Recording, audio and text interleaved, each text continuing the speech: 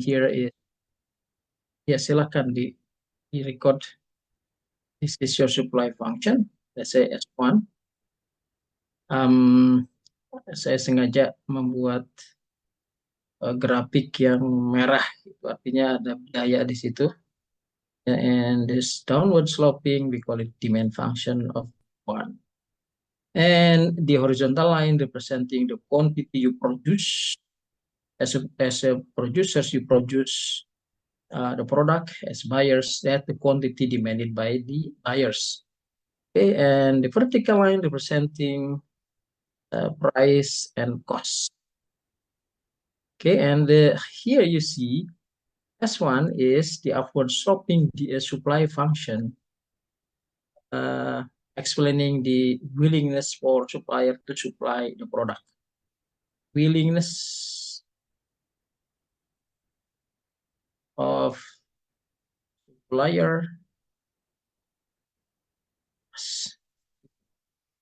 supplier to supply a product. Could be more than one.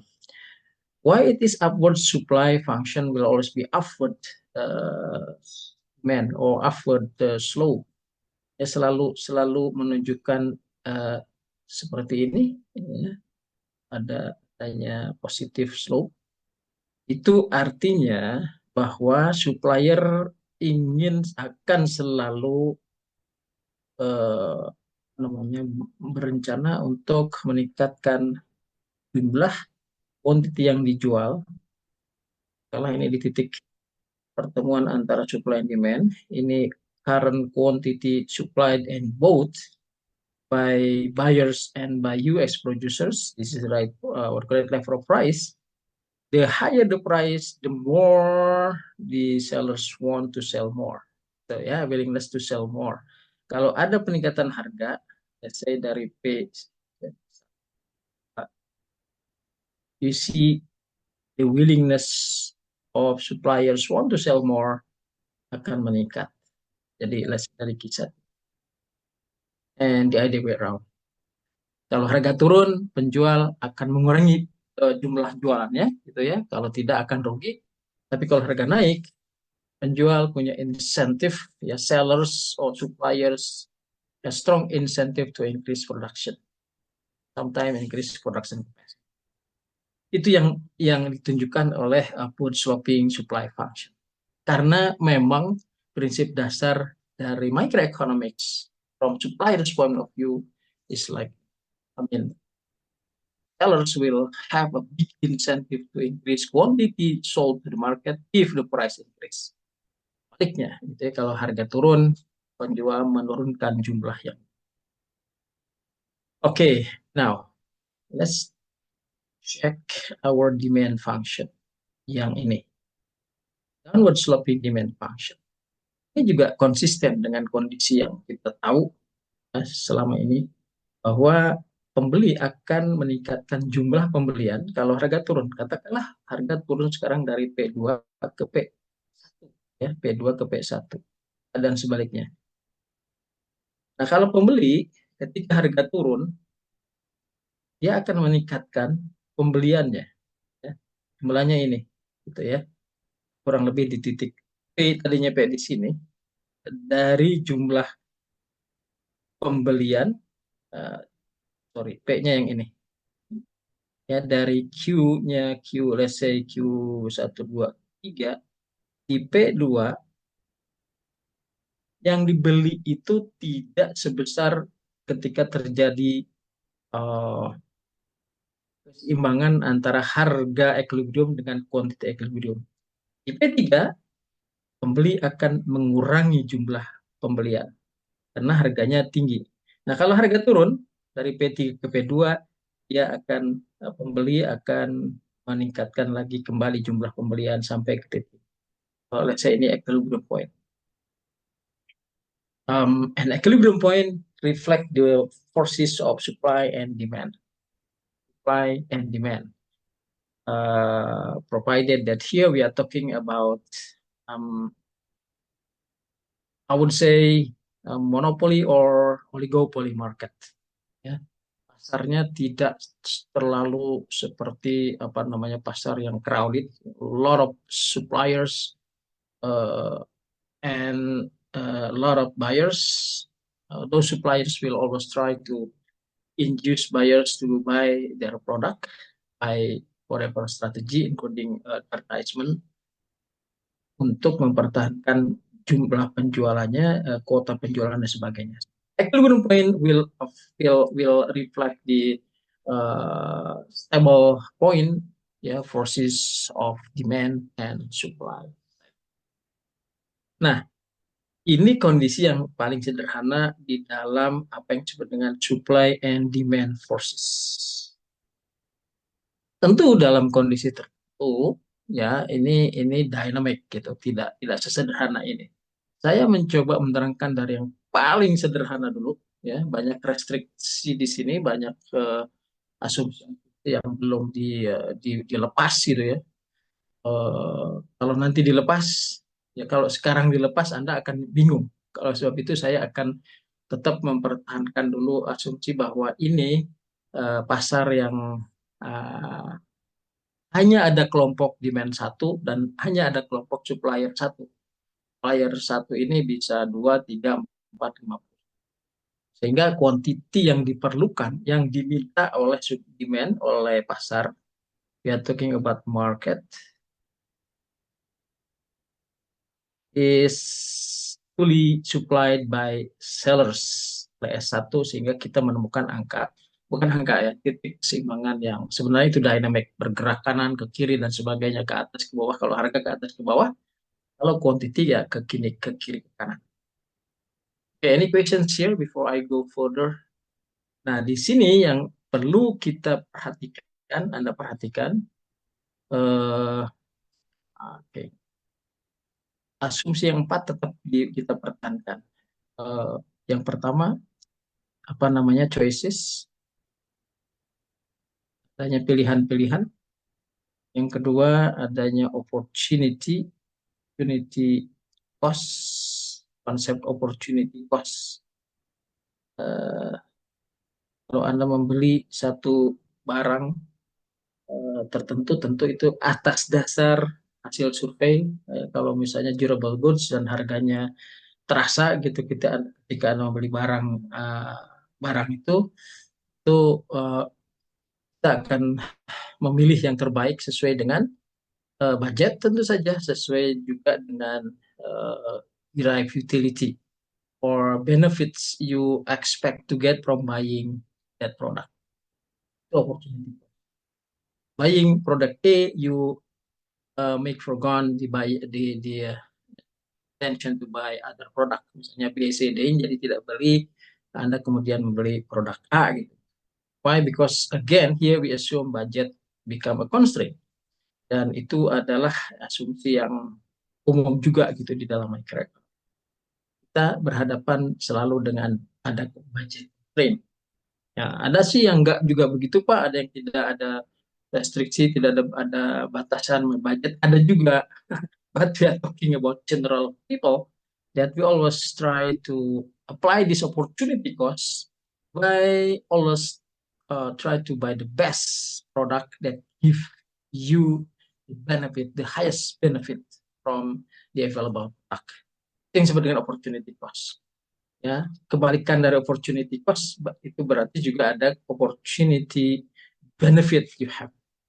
If you're not buying other products and buy a certain product, you derive a certain benefit of buying it. Oke, ada choices tentu saja di atas. Ada lagi scarcity, right? Scarcity principles. Ada yang terakhir, yang penting, buyers and sellers are rational.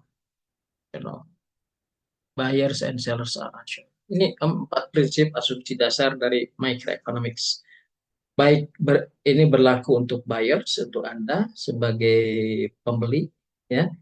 Nah, itu juga berlaku untuk dan berlaku untuk produsen atau supplier.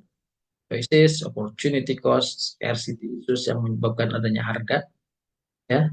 scarcity, ada value di situ, kemudian rational Asian, body are rational, body is rational.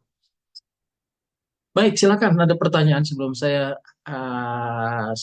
hapus ini, gitu ya. Eh, Lebih baik Anda tanyakan dulu, sama bagi teman-teman yang belum mendapat mata kuliah ini sama sekali. Malam Pak Dedi. Silakan Pak Sayuti. Saya izin tanya Pak, terkait dengan grafik supply and demand ini, yang ingin saya Mhm. tanyakan contohnya di industri yang saya berkecimpung nih Pak, internet provider dan juga mungkin sebelumnya Hmm, cellular provider ya Pak ya. Mungkin ya, kita ya. tahu beberapa tahun lalu ini kan terjadi perang harga yang Hmm, semua provider saling perang harga dan saling menurunkan harga dan menaikkan isi paket, bahkan mungkin kuotanya naik atau harga call-nya per menitnya turun gitu kan. ya. Lalu berhenti kan di suatu saat. Nah, maksud saya apa namanya, faktor dari luar itu bisa dimodelkan juga nggak Pak ya di dalam grafik ini? Contohnya mungkin ada masuk ke regulator, pemerintah mengatur harga, terus kedua tertangkap Hmm, juga misalnya ada yang apa hmm. namanya istilahnya duopoli atau apa kong kali kong harga gitu Pak. Bisa Oke. dimodelkan juga nggak ya? Selain Yes, of course. daripada equilibrium pasar ini sendiri, Pak. Oke, baik. Ya, ini memang prinsip dasar paling sederhana dari uh, graphical analysis. What microeconomic is? Demand supply forces. I think to some extent, yes, you are right. We could model other industries, other models of industry, including you.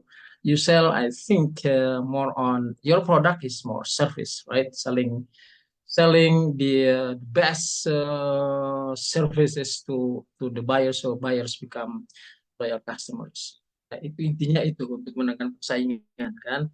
Oke, jadi pastilah bisa digambarkan. Nah, untuk itu saya akan istirahat dulu sebentar, kembali dan saya akan ke Big dulu. Ya, terima kasih. Nanti saya akan kembali. Siap, Pak.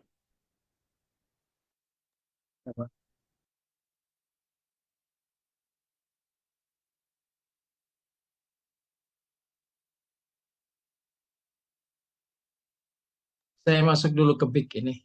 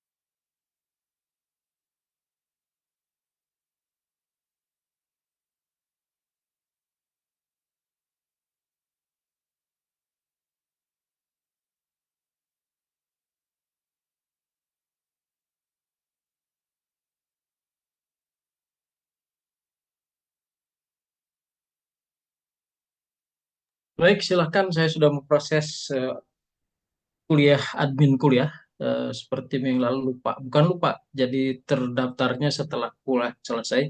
So, I'd like to do it beforehand. Tidak ada break. Waktu kita most likely akan sampai ke 21.15 ya. Lebih awal lebih bagus barangkali kalau kalau kita bisa menyelesaikan itu. Please, would you please take this QR coding ya untuk validasi perkuliahan. Terima kasih. Silakan, silakan.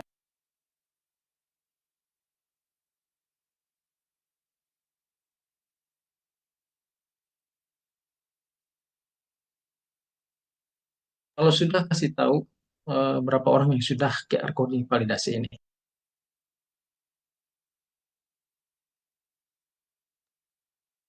Ya, saya dan Pak. Sudah ada 12 orang ya? Sukses, Pak. Ya. Oke, silakan. Yes, Pak. Ya. Dan oke, good, baik. Baik, kalau gitu saya akan tutup ini. Ada berapa nih yang sudah berhasil? Lima, lima ya. Saya memerlukan kali tidak 10. Baik, kalau gitu coba Perlu di-refresh kali Pak halamannya. press. Ya, silakan. Sudah saya refresh. Silakan, silakan.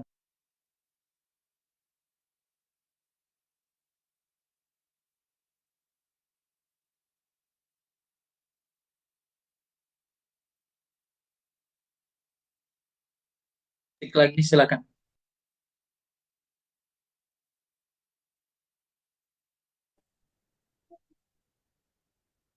Sudah berhasil, Pak. Informasinya sudah 12 nih, Pak. Yang berhasil. Baik, kalau sudah 12 ya, bagus. Di tempat saya, oke, saya tutup ini.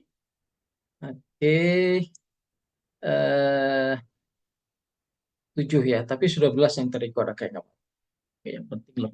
Mak, gitu. Baik, saya tutup ya, karena ini minggu yang lalu kita sama-sama tidak saling mengingatkan. Saya ingat juga sudah di ujung ya, sudah gitu ya, prosesnya di ujung. Eh, ini penting. Baik, saya tutup ini selesai, selesai, oke, baik saya tutup. Ya. Oke, saya kembali ke pertanyaan luar biasa dari our Vice President. Ya, siapa nih? Kosasih, maaf, Kosasih.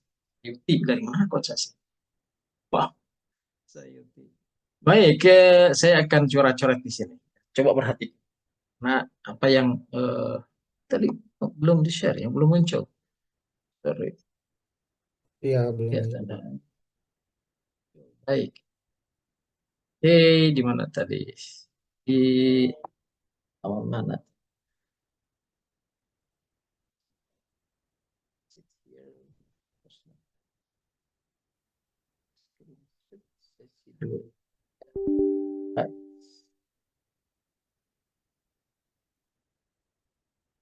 Nah, lihat itu enggak?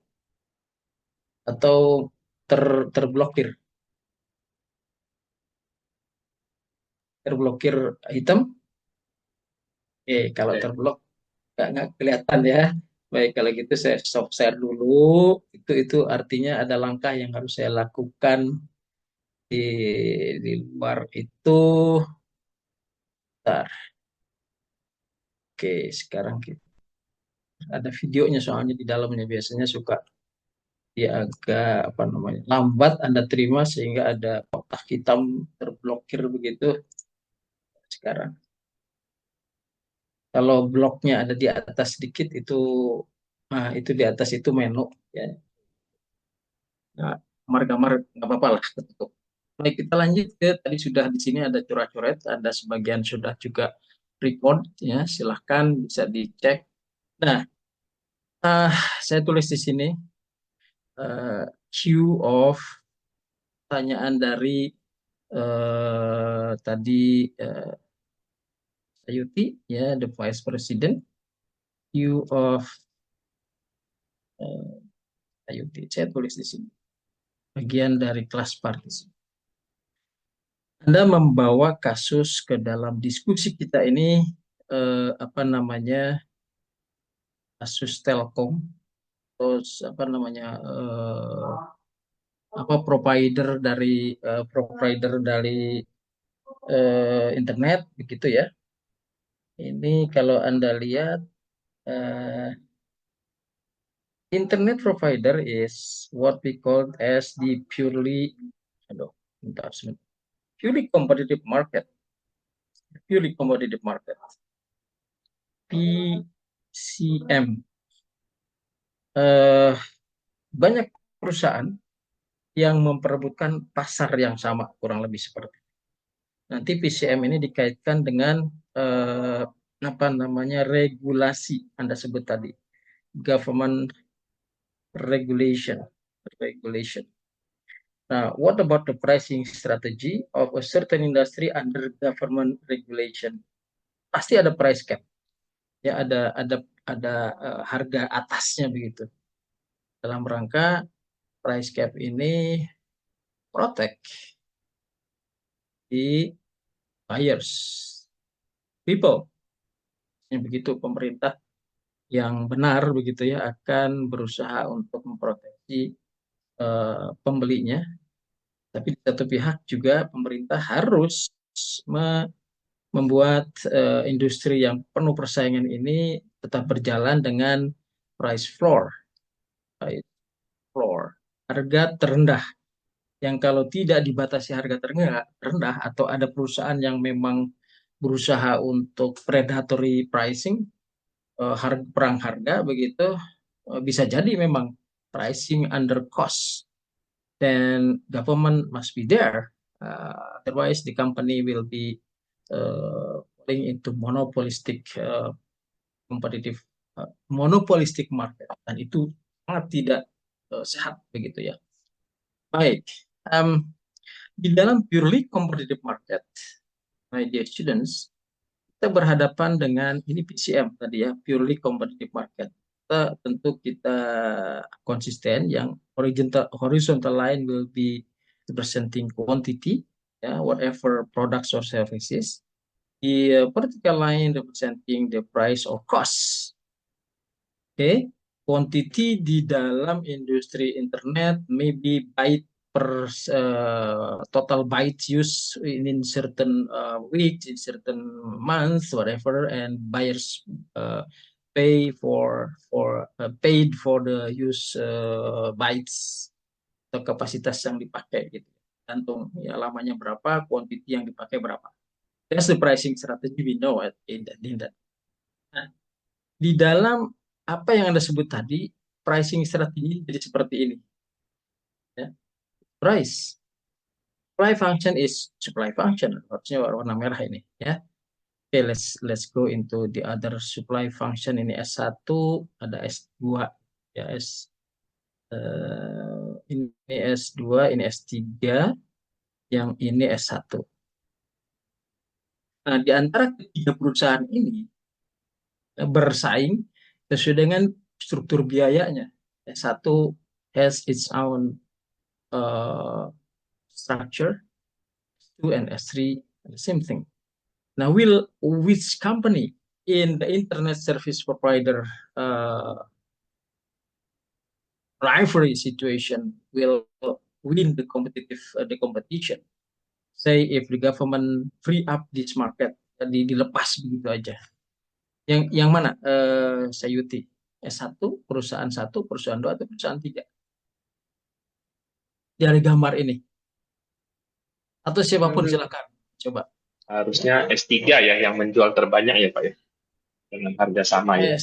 Oke. Harusnya S3 ya, dengan mampu menjual paling banyak dengan harga yang sama. Nah, demand-nya kalau itu di dalam PCM ini mana? Ya, ini demand-nya ya. P is equal to demand size. Jadi fungsi demand-nya tidak downward sloping, tapi menjadi horizontal seperti ini. Given gitu ya, demand is determined by the price level for purely competitive market. Ini saya coba kasih ilustrasi supaya Anda tidak namanya ketinggalan gitu sebentar. Oke. Ya, jadi Anda benar, yang S3 ini yang punya daya saing. Di dalam harga yang sama dan harga ini menjadi fungsi demand untuk industri yang sifatnya purely competitive market. Ingat, dan perusahaan seperti ini, apalagi ini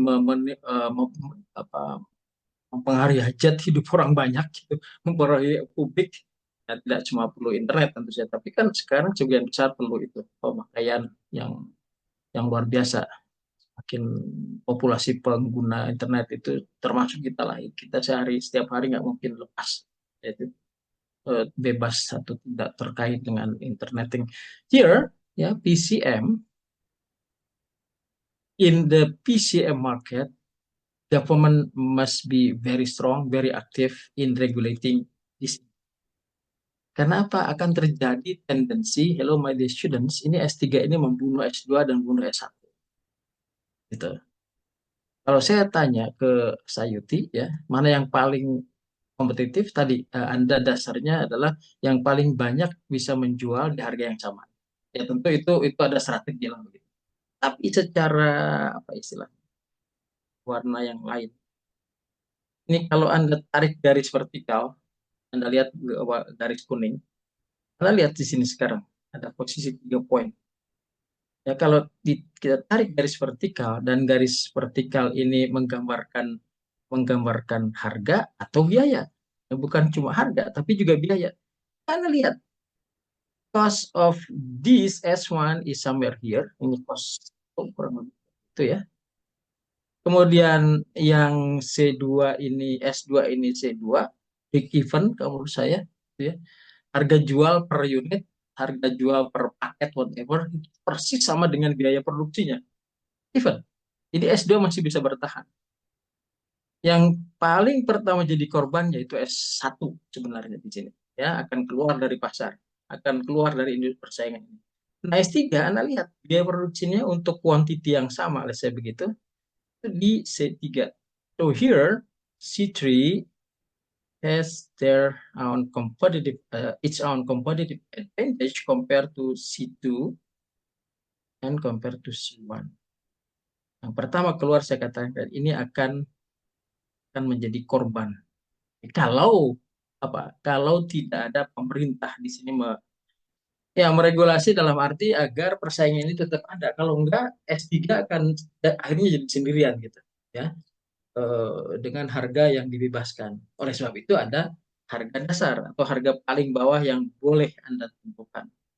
Ini terjadi di industri distribusi forwarding companies ya waktu itu. Ada satu perusahaan yang memang karena sudah punya pengalaman jauh, sudah punya juga network, kemudian harga betul-betul dibandingkan, dibanding sampai semurah mungkin, ya ini menyebabkan perusahaan lain tidak bisa masuk. Nah, itu di-ban oleh pemerintah karena ada aturannya. Gitu. Ini sama juga nih di industri Anda ini. Kalau dibiarkan tidak ada intervensi dari pemerintah, baik membela produsen, satu pihak juga membela konsumen, lalu industri ini akan akhirnya menjadi monopolis. Saya sudah buktikan di sini, S3 akan menjadi monopolis. Gitu saya Yuti. Ya, kalau saya berilustrasi dan modelnya tadi Anda sebut ini pasar yang sangat kompetitif gitu.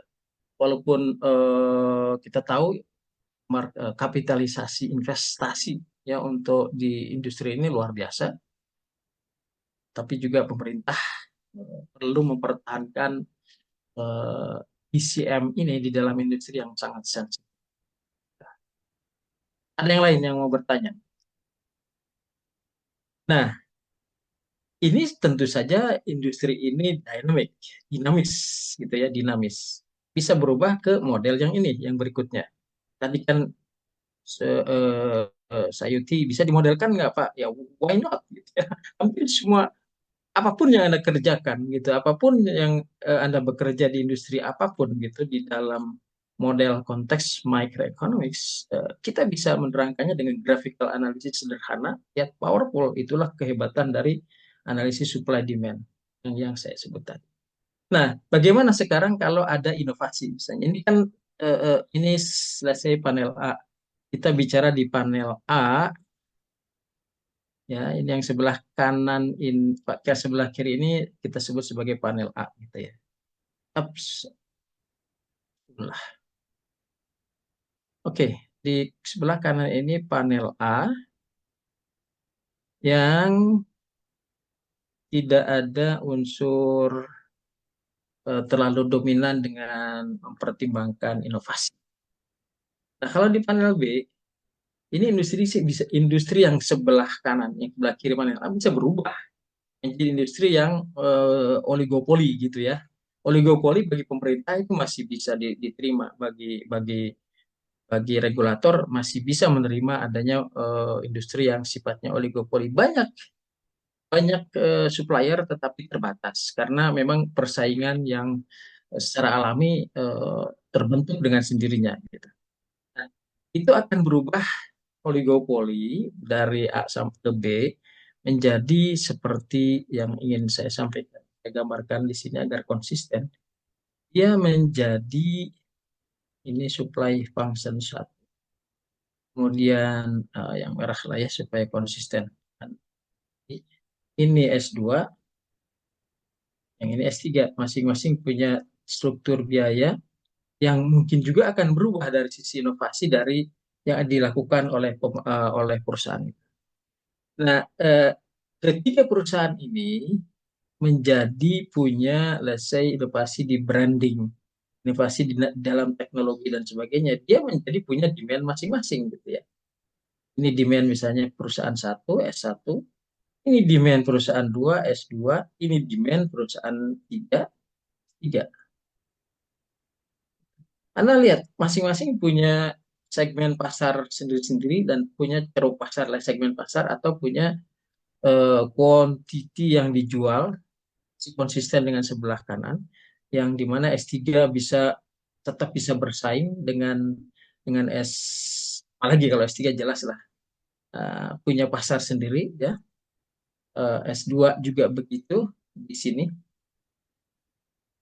S1 juga begitu adanya di sini. Harganya tidak terlalu beda jauh ya, kisarannya ini kisaran sekitar itu, tidak kemudian menjadi sangat lebar. Ini kenapa? Karena ada unsur government regulation ini nih ya. Ada harga batas atas dan harga batas bawah. Itu yang menyebabkan industri yang tadinya pure kompetitif dengan satu harga sekarang menjadi tiga harga. Ya, satu harga yang S1 ini, ya. Harga S2 gimana nih? S2 ini hampir sama dengan S1 ya, kurang lebih karena gambarnya sangat berdekatan. Nah, S3 bisa lebih lebih mahal menghargai barang, tetapi dengan kualitas yang tentu saja berbeda. Nah, ini bisa dilihat dari efek memastikan Anda melihat adanya beda dari itu ke industri dua. Nah, industri dua sebagai masing-masing di panel B ini efek innovation effect, aspek inovasi. Aduh, hanya mumpuk-mumpuk. Oke, ya efek inovasi, innovation effect. That S1 develop its own brand, S2 develop its own brand, and S3 same thing. Here, each company has its own market share, has in its own market niche. Ya, di mana orang melihat sudah nyaman menggunakan supplier satu gitu dari perusahaan apapun namanya. Kemudian ini kelompok pembeli satu di Q1, ini kelompok pembeli dua di Q2, ini kelompok Q3 di pasar Q3. Nah, kalau kita gabungkan Q1 plus Q2 plus Q3 kan jumlah industri output. Industri internet tadi gitu ya, kalau kita ini industri output. That's way we model di graphical analysis as you mentioned, as IoT ya, bagaimana kalau terjadi perubahan itu? Bagaimana kalau terjadi menjadi oligopoli gitu? Yang paling kanan itu model yang sangat rentan sebenarnya. untuk saling menjegal gitu ya. Kalau pemerintah tadi tidak hadir. Nah, sekarang kita tahu di industri Anda itu sangat sangat kuat dengan adanya government regulation. Nah, itu diperlukan. Kalau tidak, ini akan kejebak ke industri apa panel B, di mana yang ada itu hanya S3 saja gitu. Sementara pasarnya besar sekali. Q1, Q2, Q3 itulah industri yang selalu ada pertumbuhan setiap saat begitu. Dan memang kebutuhan internet itu semakin besar. Dan kita tahulah Indonesia itu bagian dari yang pertumbuhan besar itu. Kenapa? Karena adanya pasar yang berkembang terus dari online. Online itu yang menggunakan internet base anytime. Orang sudah mulai biasa dengan belanja online. Ibu-ibu pun saya tahu itu sudah mulai, ya sudah lama lah terbiasa dengan belanja online. That means your market. Begitu Sayuti ya. Siapa lagi yang mau bertanya silakan. Ini model panel A, panel B, dynamic change due to innovation. Kalau lain government regulation. Silakan. Makasih Selamat malam, Pak Pak Dedi. Oke ya, itu cara sebenarnya bisa lagi dikembangkan lebih lanjut ke bicara inovasi, belum lagi branding strategi, belum lagi alliance. Ya, siapa nih?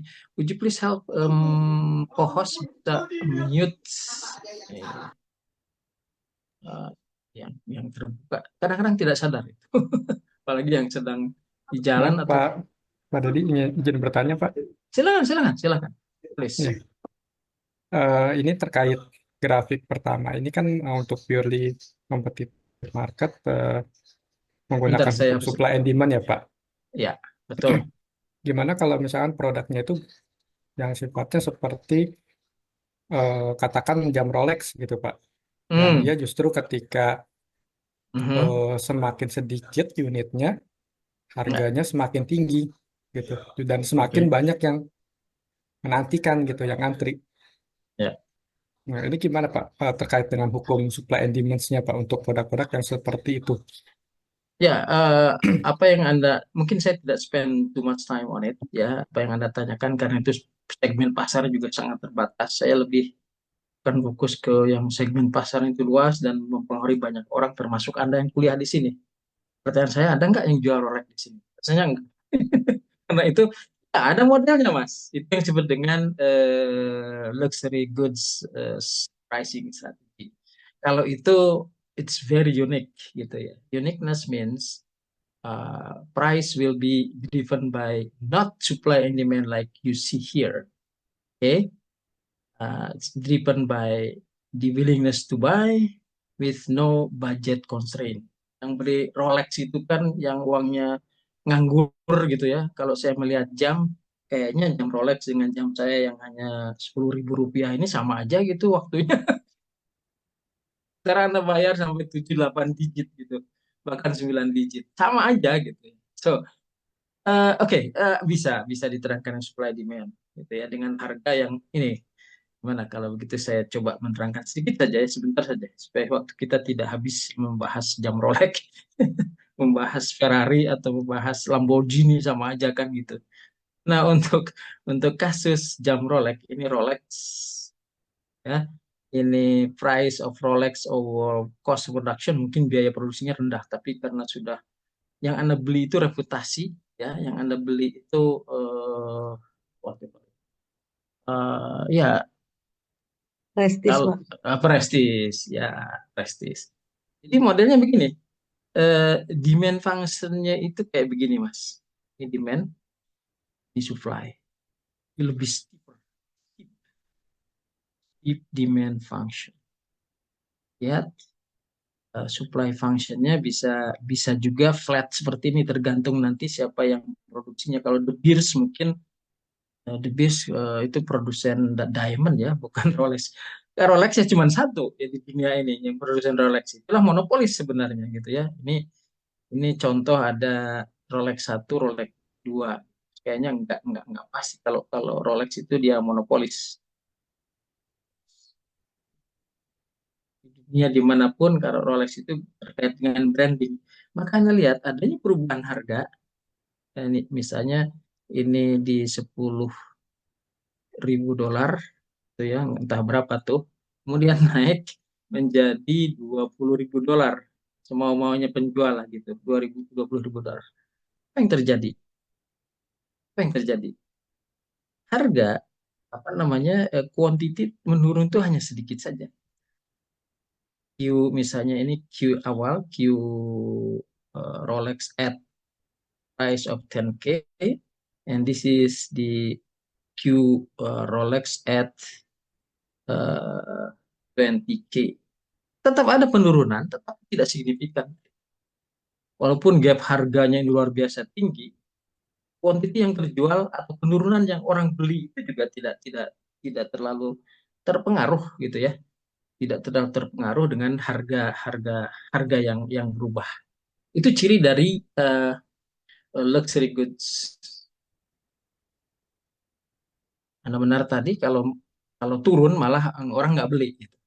Semakin mahal orang semakin nunggu. Nah itu semakin nunggu itu artinya kalaupun harganya naik 20K gitu di sini, udah kurang lebih seperti itu.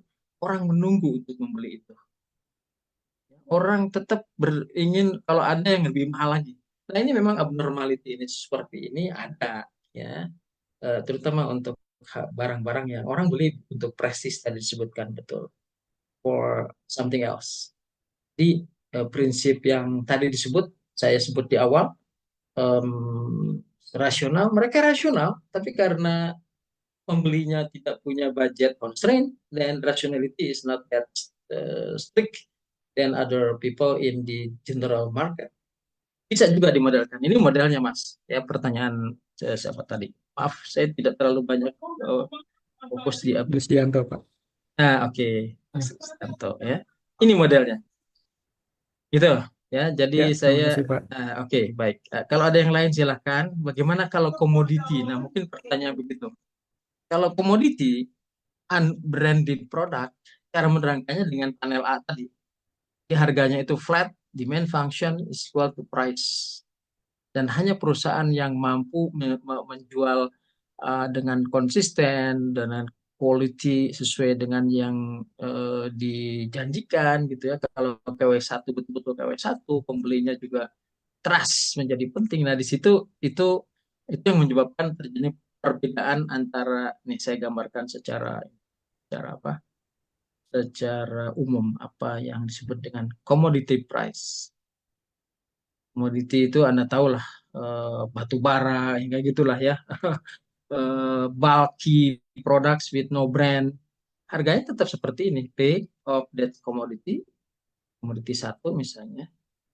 Kemudian ada supplier yang mencoba menaikkan harga ke P2, dari ini P1, P2. Yang terjadi kalau mencoba menaikkan harga seperti itu. Atau menurunkan harga juga bisa. Ya. Di dalam commodity based market, or in the model of purely commodity market, the company increase price will disappear in the market, yang menaikkan harga. Karena orang melihat, buat apa saya membeli produk Anda yang harga lebih mahal, sementara di pasar sama aja begitu, kualitasnya juga sama. Itu alasan kenapa ini menjadi sticky price namanya.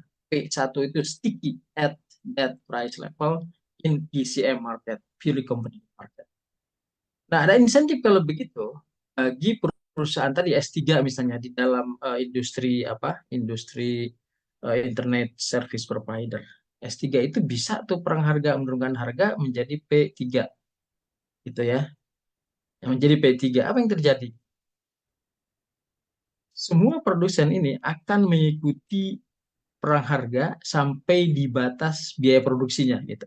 Maksud saya begini, yang biaya produksinya mahal, dia akan pertama menjadi korban untuk siap-siap tidak bisa lagi punya keuntungan. Masalah apakah Anda mau berusaha menjual atau masuk dan berpartisipasi di industri dengan rugi dalam waktu yang cukup panjang? Enggak, ketika rugi itu terjadi pada perusahaan Anda, Anda langsung tutup dulu gitu ya. Wait and see, kalau naik lagi baru berpartisipasi lagi atau baru ikut lagi. Itu pun kalau entry barrier and exit barrier murah. Kalau entry barrier mahal, ya belum tentu bisa ikut lagi berkompetisi di dalam industri yang memang sangat rentan terhadap price war. Jadi ini sebenarnya price war. Price war. Kalau tidak ada regulasi. Gov is very important in this case. Ya, pemerintah menjadi penting. Nah, sekali lagi saya jelaskan. PCM ini harga acuan yang harusnya ditetapkan oleh pemerintah. Supply demand yang PCM ini ada regulatornya. Kalau tidak, ini P3 ini nih perusahaan 3 punya insentif untuk perang harga dia karena memang dia biaya produksinya paling paling rendah. Pasti akan banyak terjadi korban baik di P1 atau P2. Akhirnya industri itu akan dikuasai oleh dia dan namanya monopoli bisa langsung menaikkan harga semau-maunya gitu. Itu yang menjadi masalah. Kalau tidak ada pemerintah, ya pastilah ada di dalam industri seperti yang Anda tadi sebutkan. Di internet service provider ada fixed and cap price, ada biaya yang termahal itu memprotek buyers, cap, floor price harga terendah untuk memprotek apa namanya produsen jual. Oke, baik. Itu commodity base. Kita lanjut ya ke halaman berikutnya. Eh, oke. Nah, ini tadi demand function is downward sloping karena eh, sesuai dengan perilaku kita gitu.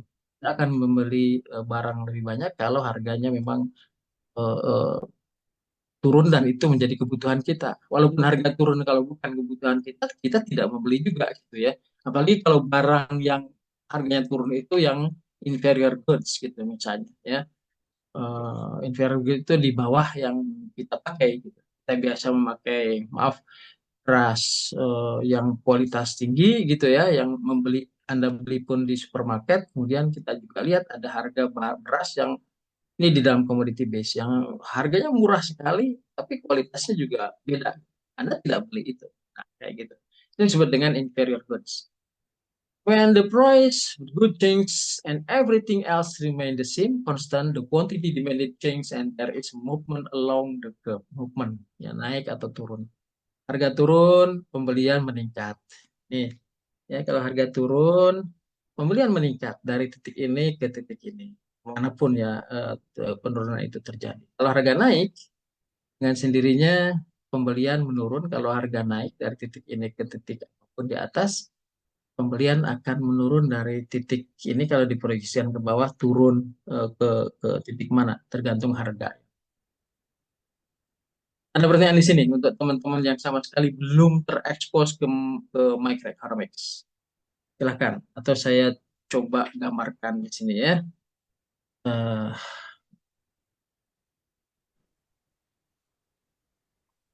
baik, kalau Kalau ada, izin bertanya Pak, silakan. ya memang saya off cam lagi masih di jalan tapi Nggak apa-apa. istirahat Itu lagi hati-hati. istirahat Pak ya.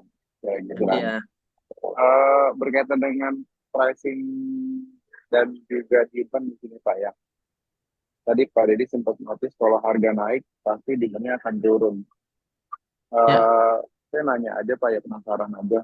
Kalau kita tahu kan ada beberapa case setiap tahun kita ada kenaikan harga ya Pak ya, hmm, dari strategi perusahaan. Misalkan kalau saya kan di industri farmasi gitu Pak ya, GP Farmasi, oke. kenaikannya bisa Ya. ya ada yang tinggi, ada yang naik sedikit gitu Pak ya.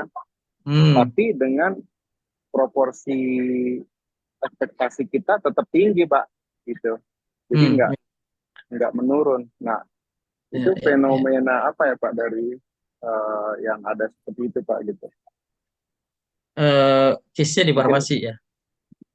iya Pak. Nggak Mungkin ada itu aja ada Pak, maksudnya Pak. Terima kasih. Your Ya. name please, saya tadi kurang jelas. Namanya siapa saya Oh catat? iya, sorry Pak, saya dengan Iksan Pak. Ihsan. Oke, Iya, thank you Mas Ihsan. iya. Thank you, thank you. Very good question. Apalagi Anda bekerja di GP farmasi atau di industri farmasi,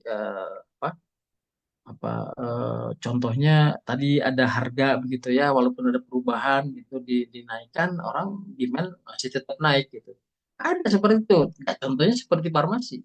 Kenapa? Karena pembeli di dalam produk apapun ketika berhubungan dengan farmasi, pharmaceutical products, buyers are insensitive.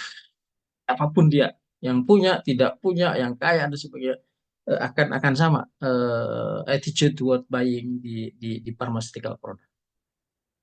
Gitu. Ya, nggak ada orang nawar-nawar harga ketika ketika masuk rumah sakit gitu ya, kemudian dokter memberi resep, Pak ini harganya berapa, kan nggak ada tawar menawar tuh ya.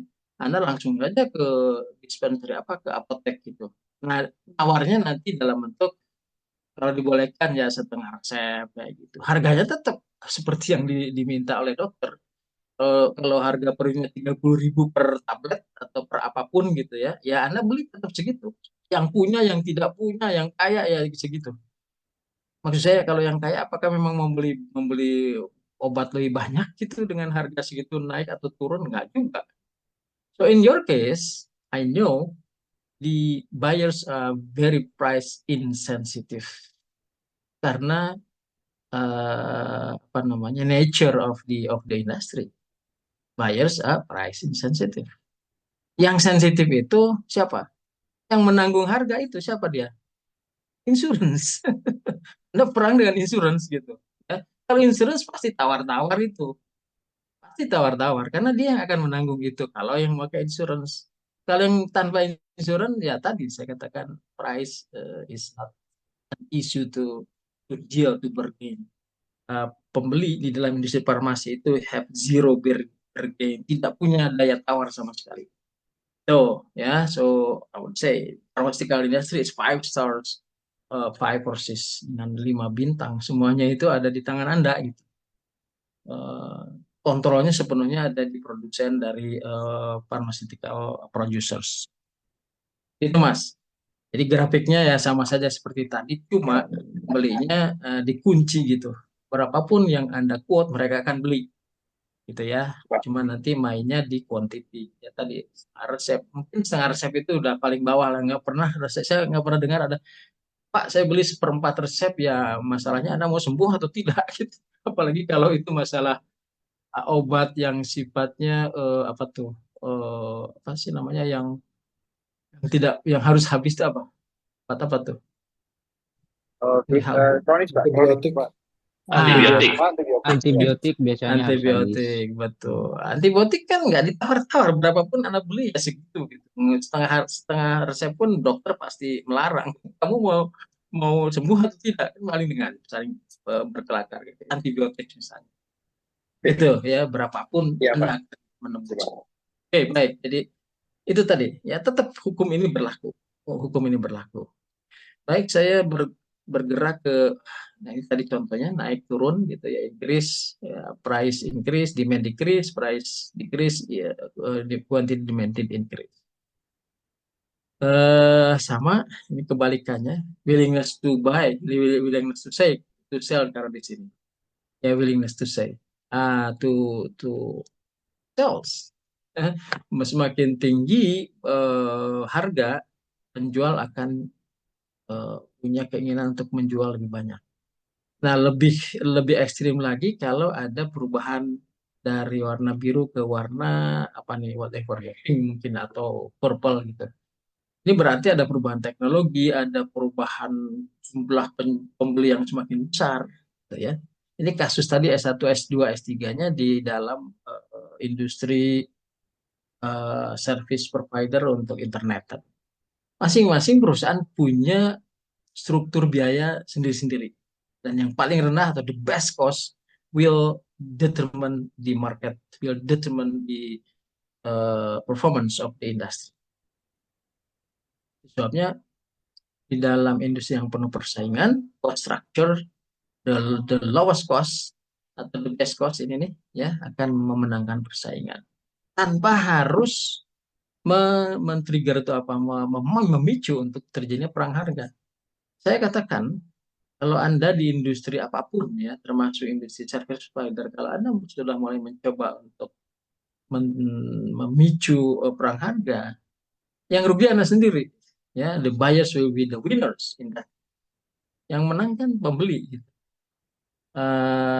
Why should you go into the price war? You can do a discount, whatever. Jangan berdasarkan harga, tapi berdasarkan kualitas.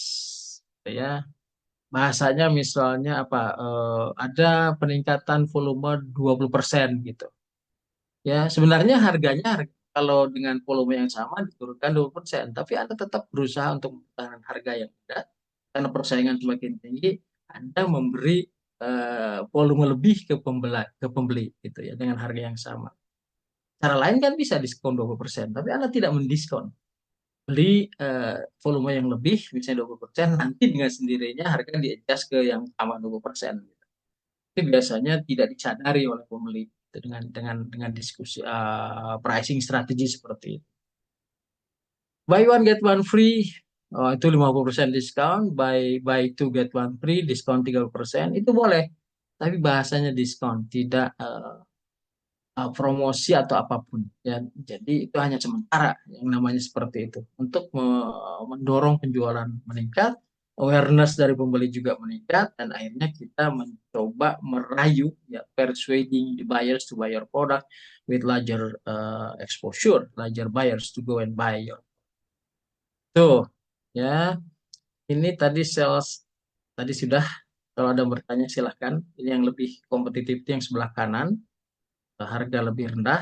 Ya, kalau ada tarik garis vertikal baru terlihat. Yang preferable adalah perusahaan yang S warna pink. Tadi saya sudah sebutkan equilibrium price di mana, equilibrium quantity di mana. Itu ada perpotongan antara supply and demand. Nah, ini yang mungkin perlu saya jelaskan lebih komprehensif di sini. Ada yang disebut dengan 3 pillars of profit. What firms concern? What you concern as the manager? Ini yang saya ingin jelaskan. Yaitu bahwa profit ini akan selalu dibatasi oleh berapa biaya produksi Anda, cost, harga di biaya yang Anda produksi itu berapa, plus value proposition yang perlu Anda lakukan.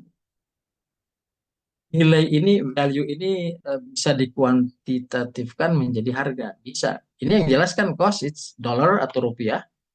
Price juga begitu, ya dolar atau rupiah gitu ya. Yang ini, itu jelas lah itu. We are talking about cost strategy, cost, dan price. Value could be subjected to the conversion of ecological benefit into money terms. You can do it, why not? Ada caranya lah. Profit itu oleh tiga sudut ini, oleh tiga pilar ini. Kalau di call it pillars, three pillars. Oke. Ini ada buku, nanti saya akan beritahu dan sebaiknya Anda beli ya segera mungkin. Sepertinya terbatas. Judulnya adalah Economics Executive. Judulnya Executive Economics.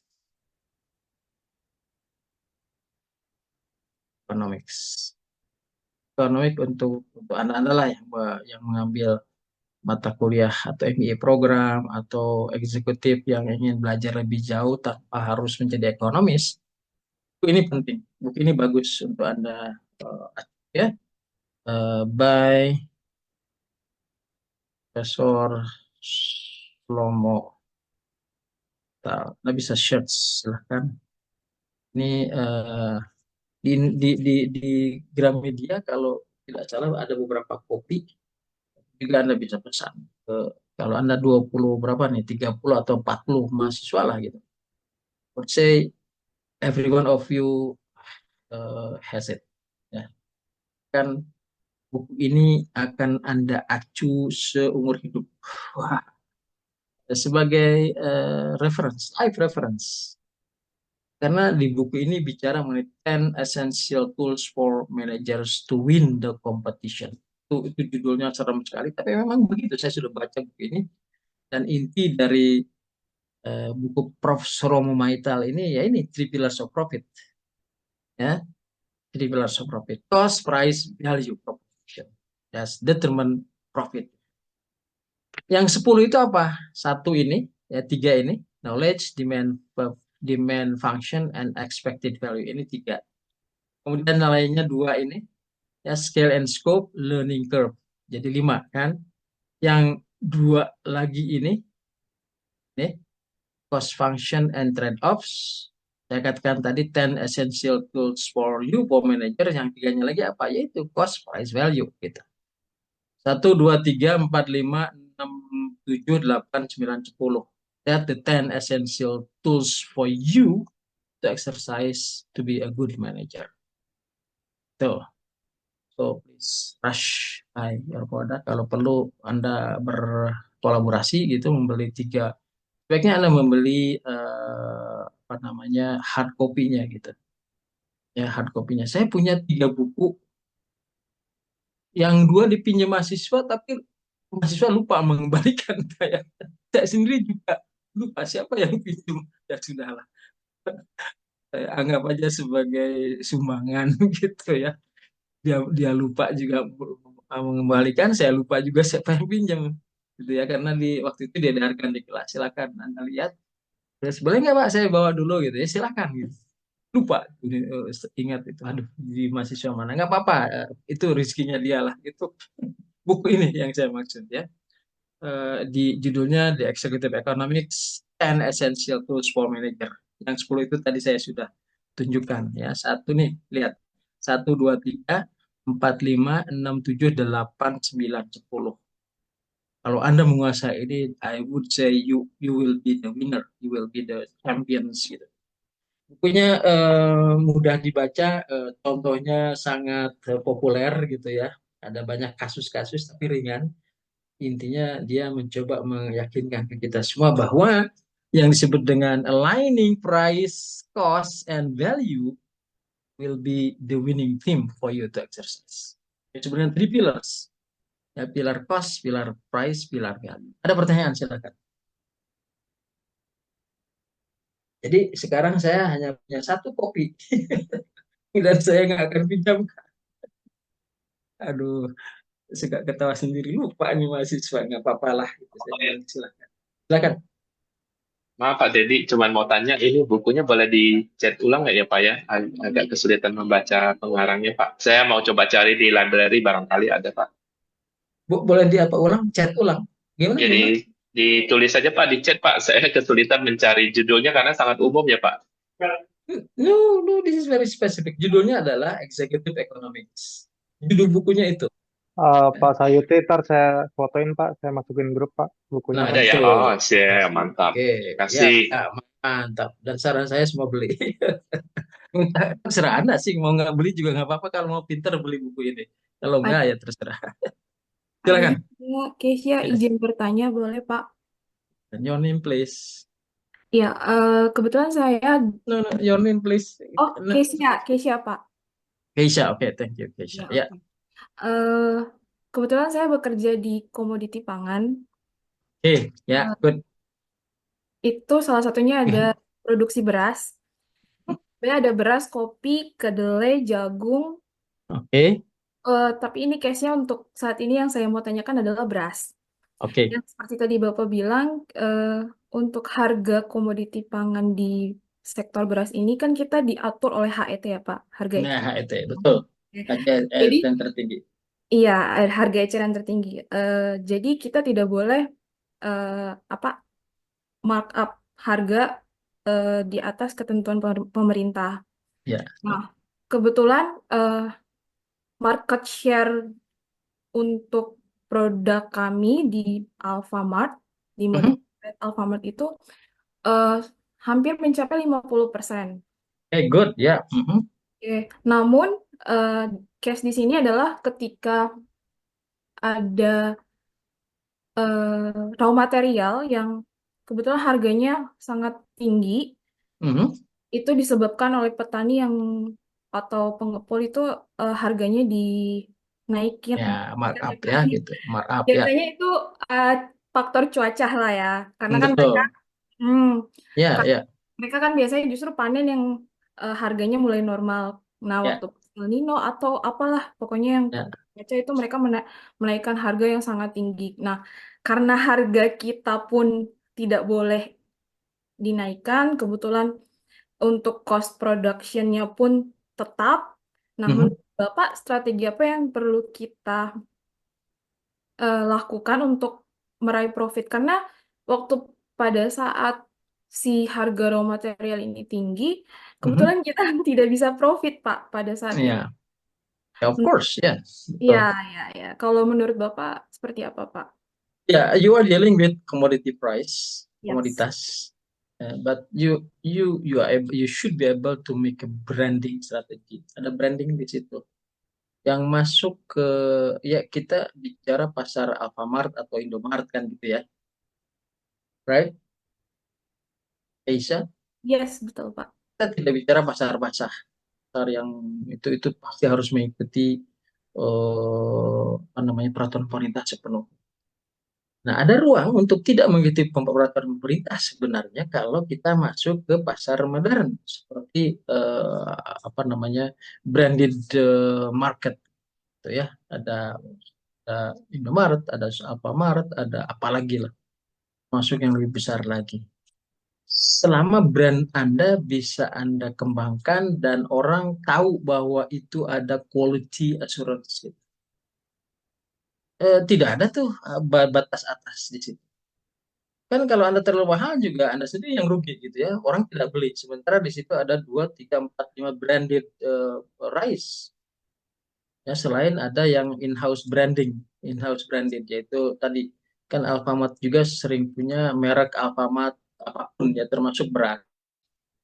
Nah, di samping itu ada branded yang lain yang ada Rojo Lele, ada Pandan Wangi dengan merek apa gitu ya dengan merek. Saya sendiri apa ya sudah terpaku gitu ke satu brand karena memberi jaminan rasanya Apa itu, konsisten Pak? Pak. Kalau Ya boleh tahu, Pak. enggak lah, enggak saya kasih tahu. Itu enggak boleh. Sponsor bisa jadi. Saya punya, ya itu jadi saya advokator tuh. Nah, di situ saya jadi advokator untuk brand itu. Saya bilang sama istri saya yang dia yang belanja, kalau saya kan hanya nunggu di mobil aja gitu. Cari brand yang itu rasanya enak gitu dan konsisten. Ada juga yang tidak konsisten. This is for your information. Brandnya itu rasa Rojo Lele gitu ya, tapi rasanya kadang-kadang bulan ini begini, bulan itu begitu. Saya bilang gimana gitu. Itu yang menyebabkan pembeli jadi kapok. Ya, so please, in terms of commodity products, you can go out of the market in terms of pricing strategy by very strong branding. Tidak berarti yang komoditas itu tidak punya ruang untuk keluar dari peraturan pemerintah. Bisa, you can do it, why not? Selama pasarnya juga pasar yang saya sebut tadi, Anda masuk ke modern market. Kalau pasar basah enggak boleh. Itu enggak boleh. Kan juga tidak ada brand di situ. Anda beli whatever beras atau apapun komoditas itu kan di kilo apa namanya generik gitu. Yang generik itu yang harus memenuhi sepenuhnya pemerintah. Kenapa? Karena beras adalah komoditas politik. Nggak ada ruang untuk Anda melakukan deviasi harga. Lain kalau Anda masuk ke pasar yang disebut tadi. Ya, there is ample room for you to, there are ample rooms for you to exit. Oh, ada 5 yang saya tahu lah pilihan-pilihan itu gitu. Tapi saya pilih kalau yang nggak satu itu, yang kedua saya nggak nyebut lah. Nah, mereknya. Baik. Oke, jadi gitu ya.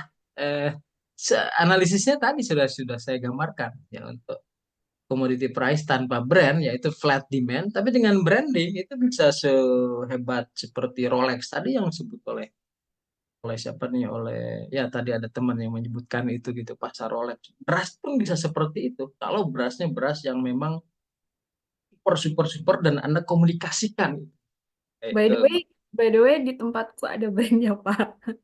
ada brandnya. Iya, kalau brand pastilah pasti Anda punya Beras, ruang untuk iya ya. don't Beras worry Raja, about. mungkin Bapak tahu beras Raja. Iya, tahu, saya tahu itu.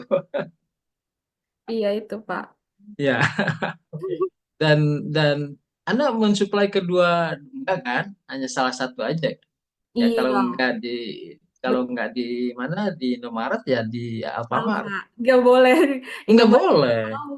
Pasti Anda kena penalti malah di stop itu. You are the bad supplier gitu kan. Ya, betul. Katanya membantu tapi kemudian kemana-mana enggak, pasti enggak begitu.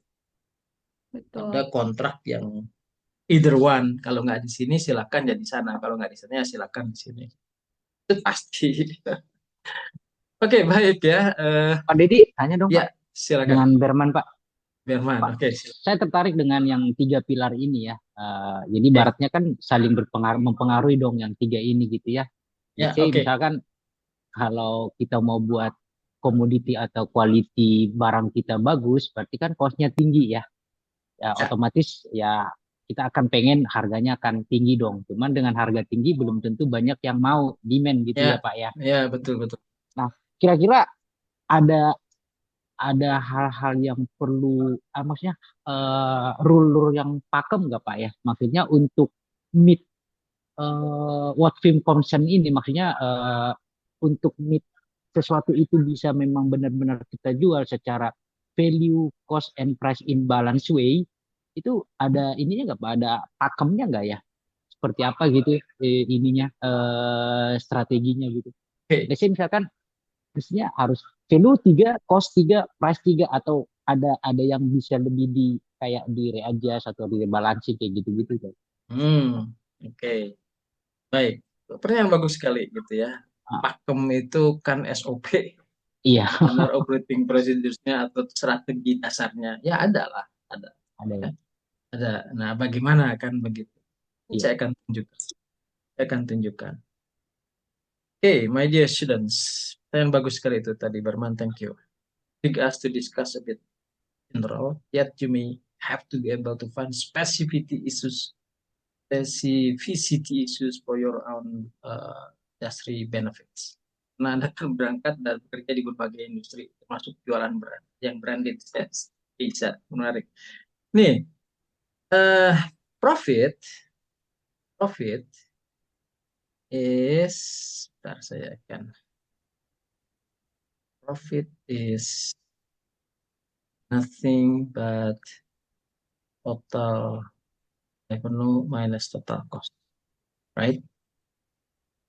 Right. Oke. Atau dengan bahasa lain,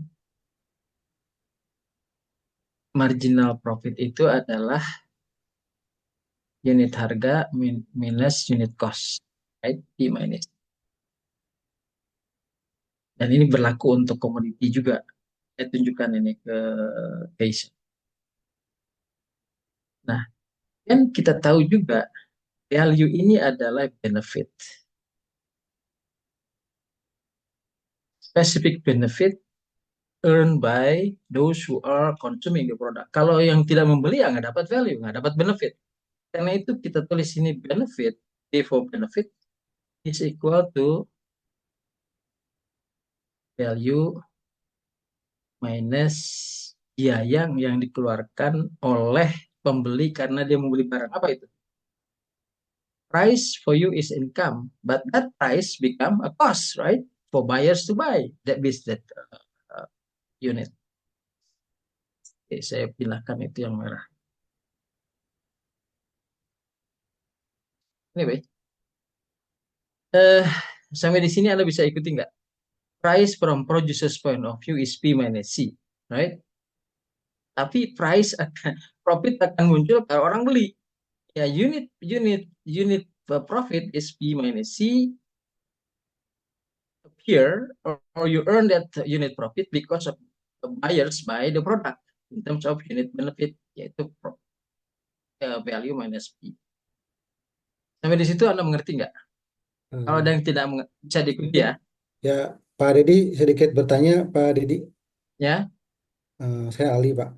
Pak, silakan Ali. oke, mungkin tadi kan sempat ada yang dibahas oleh teman saya nih, Pak Sayuti ya, untuk masalah yang perang harga.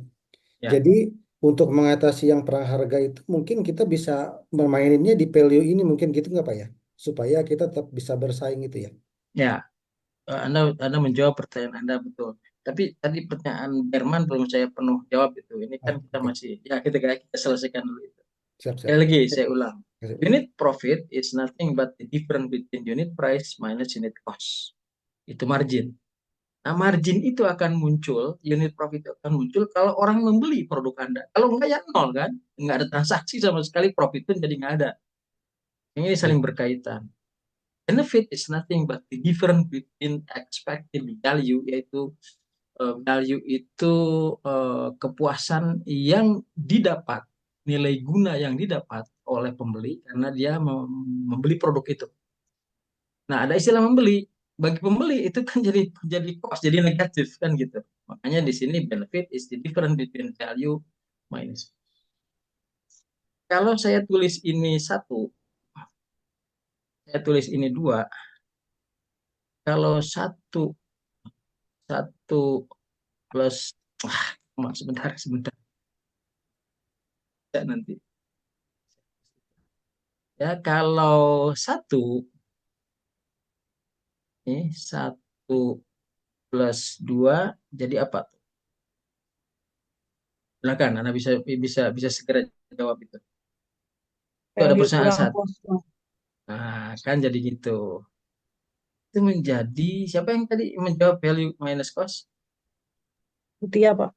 Mutia, thank you, udah kelas presi. Mana pinter hari ini? Kalau itu hari-hari itu. Sorry. Value minus cost, it is right. Ini adalah profit plus benefit is nothing but value minus cost. Apa yang terjadi di sini? Dan saya katakan ini berlaku untuk jualan beras, jualan Rolex, jualan apa tadi yang dipertanyakan, jualan paket-paket internet provider, ada lagi jualan apa tadi yang disebut, whatever. Ini berlaku untuk semua pakem yang ada sebutkan. Pembagam itu prinsip-prinsip dasar lah. Ini berlaku untuk semua yang saya kasih kotak itu. Benefit, profit plus benefit means the transaction between you and buyers happens is nothing but the difference between value minus cost. Pertanyaannya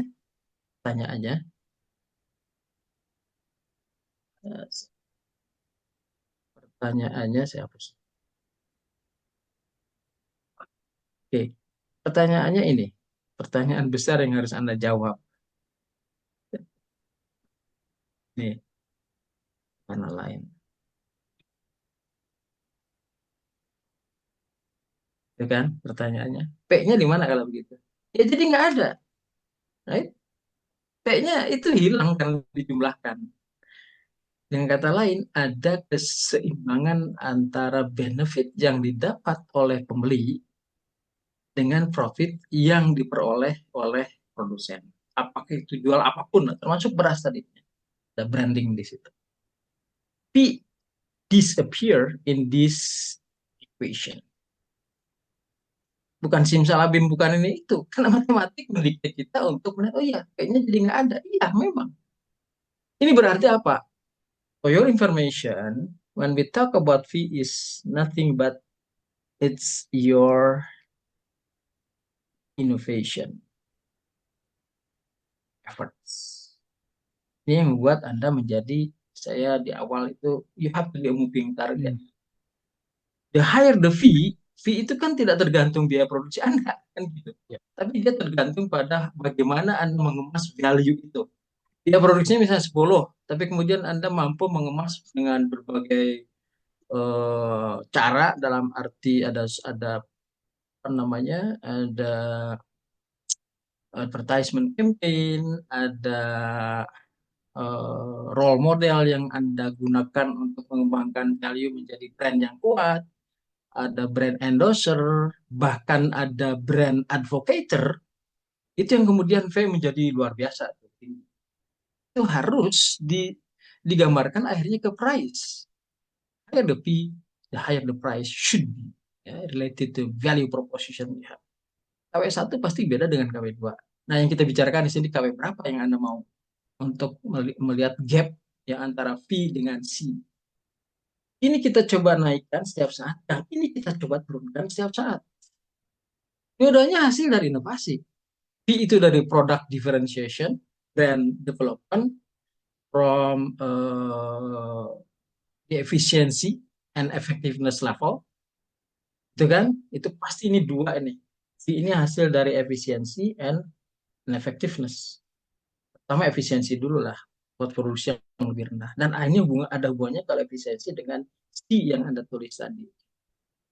Ya, C di situ adalah ongkos produksi yang kalau bisa Anda kontrol atau tekan tanpa mengurangi kualitas. Itu costing strategi yang luar biasa, itu harus seperti itu.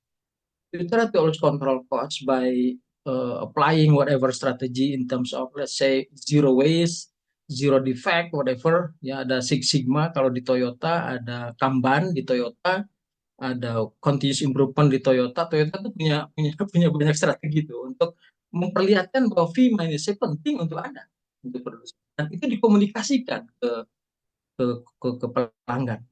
Dan saya tidak heran kalau Toyota kemudian punya uang banyak sekali, ya, Astra. Ini Astranya yang kemudian itu diinvestasikan ke jalan tol. Anda tahu 60% dari jalan tol itu dimiliki oleh Astra yang tidak pernah orang sadar. Orang di Jawa Timur punya siapa itu jalan tol? Ada jembatan panjang namanya William Suryajaya. Siapa dia? Bapak William Suryajaya. Dia pendiri sampai seperti itu ya, sampai punya hak untuk menentukan nama jembatan itu adalah juga orang Astra gitu. Karena memang dia pemiliknya. Meaning that what? Astra punya money making machine yang bayarnya tuh harus dengan cash setiap saat. Mana ada orang bisa masuk tol dengan kredit dulu gitu. Masuk. Kalau barang Anda bisa ditunda dulu pembayaran, orang nggak bisa masuk tol kalau bayarnya. Bisa masuk tapi dikeluar nggak bisa keluar. Artinya you have to pay di cash. Itu hebat tuh. Ya, Astra itu di situ. Itu dari mana? Dari Vima ini sih ini, the one that I share with you. Ini bisa kemana-mana ya. Ini dahsyat ini kalau saya ingin share dengan Anda produk yang anak saya manage di Airbus. Mungkin saya pernah cerita, saya bekerja di Airbus. Mungkin suatu saat saya tunjukkan the power of Vima ini sih. Bilang sama anak saya, ya saya bilang bukan siapa-siapa, my daughter, D, saya panggil D karena dia bungsu ya, saya yang bungsu gitu. Do you understand the totality of economic value, which is value added economy? Ini V minus B ini adalah value added activity, value added economy. Ada nilai tambah dari aktivitas ekonomi, VEA. Apa itu Pak? Dia tanya ke saya. Itu yang kamu kerjakan, saya bilang. Oh gitu ya, saya kok nggak tahu apa yang saya kerjakan punya value added dunia gitu, dia bilang. Oh ya, the product that you manage dengan tim lah tentu saja ya, yaitu A350, Airbus 350 itu tim di mana anak saya terlibat. Oh luar biasa lah, ada teknologi yang luar biasa gitu, dan memang tesisnya dia di bidang itu, trying to always improve the innovation to the frontier in terms of materials, in terms of trust of the engine, in terms of ya, akhirnya soal efektif and efficiency.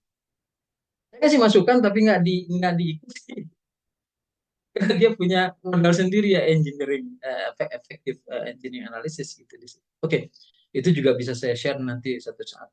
Kalau ada waktu yang agak longgar lah, saya akan share itu. Videonya ada gitu.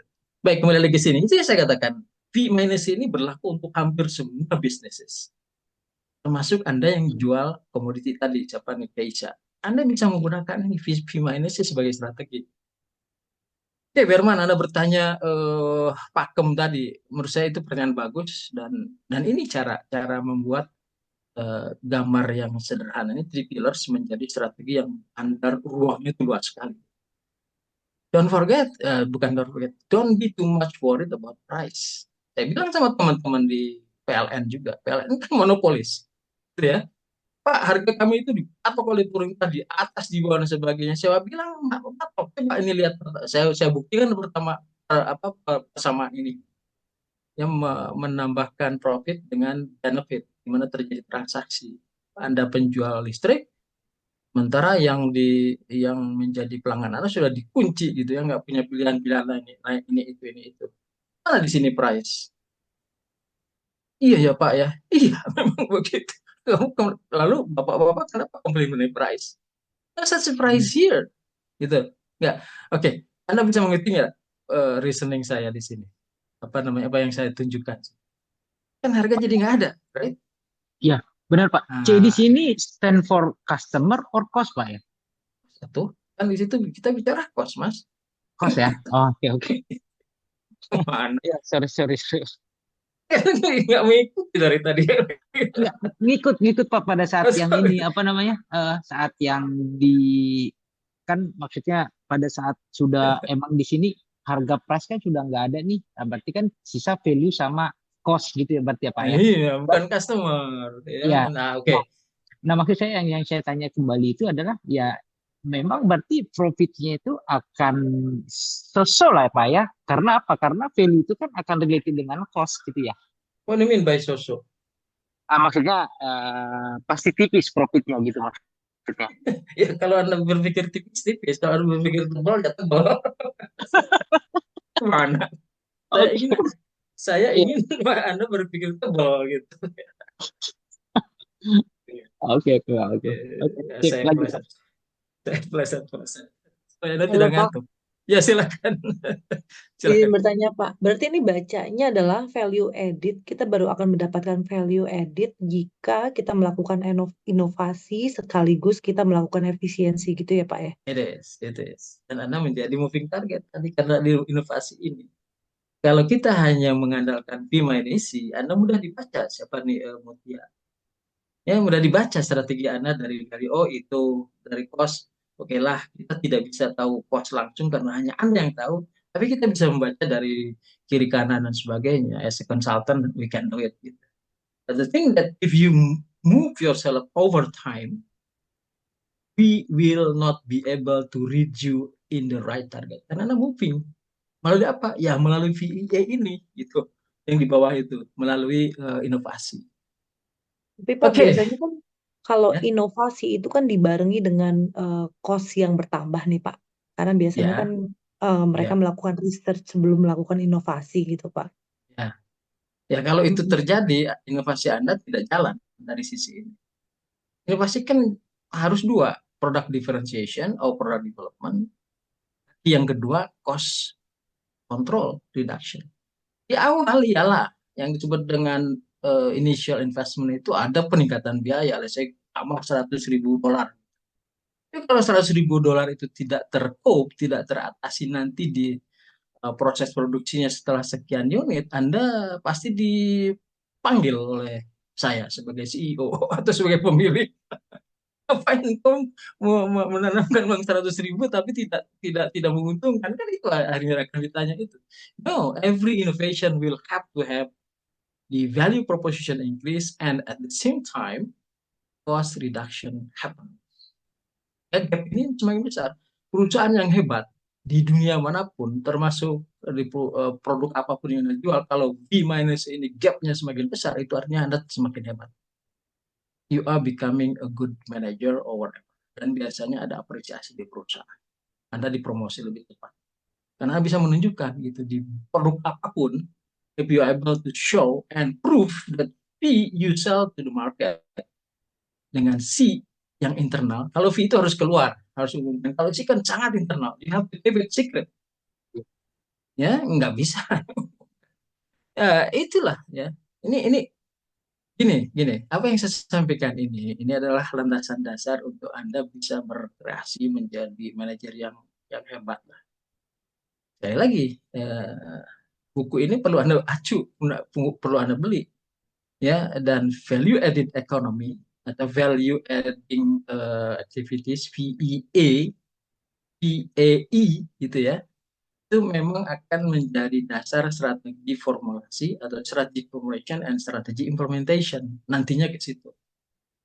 Kita harus sabar dulu, kita belum bicara nanti di sesi 4 atau 5 kita bicara mengenai how you implement this V minus C by using benchmarking or using breakthrough or whatever.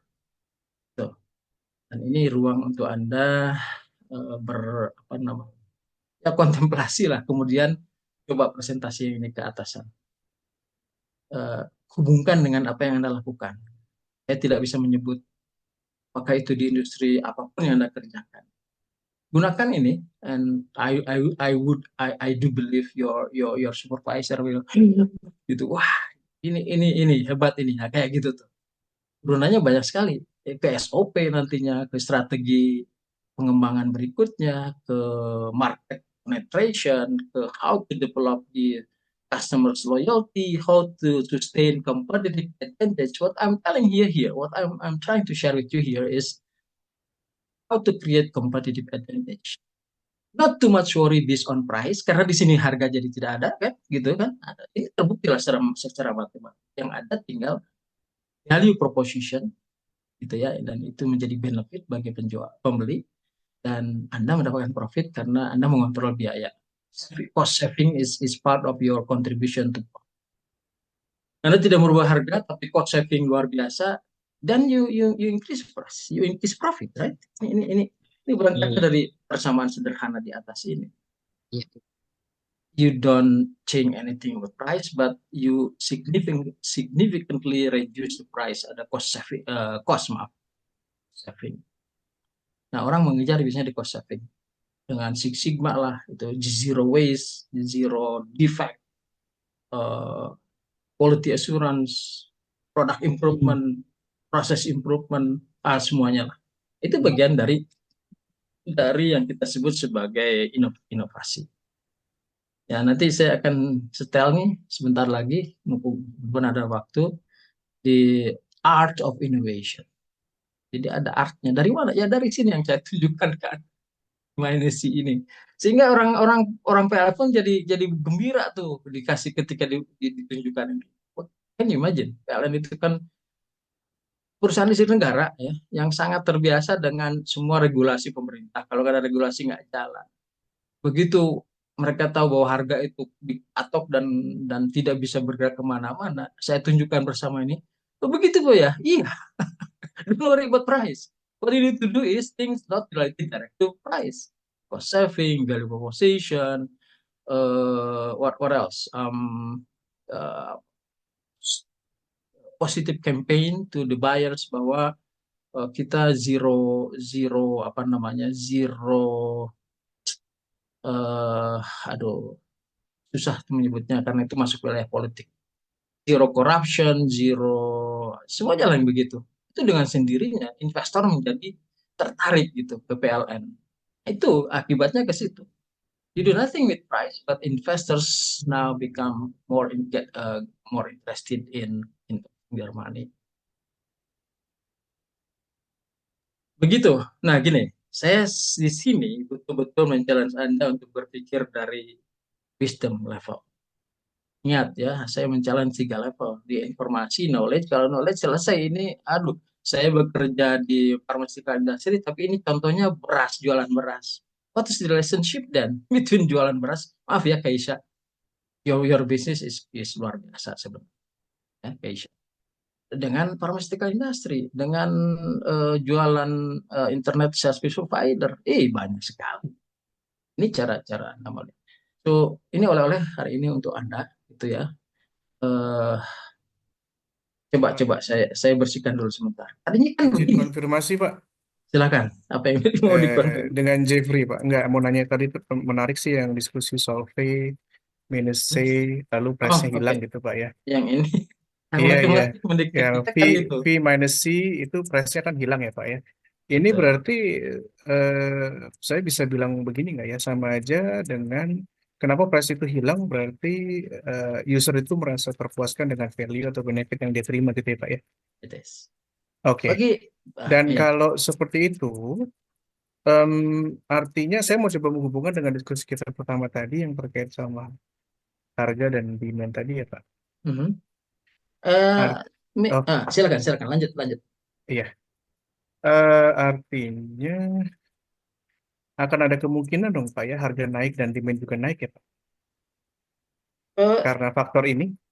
Salah satunya itu, tapi tidak Oke. berarti bahwa yang namanya harga prinsip dasar dari tadi teori utama ekonomi ya. Kalau Hmm. harga turun, dia akan membeli banyak, lebih banyak dari situ. Dan naik akan bereaksi ya seperti biasa lah gitu.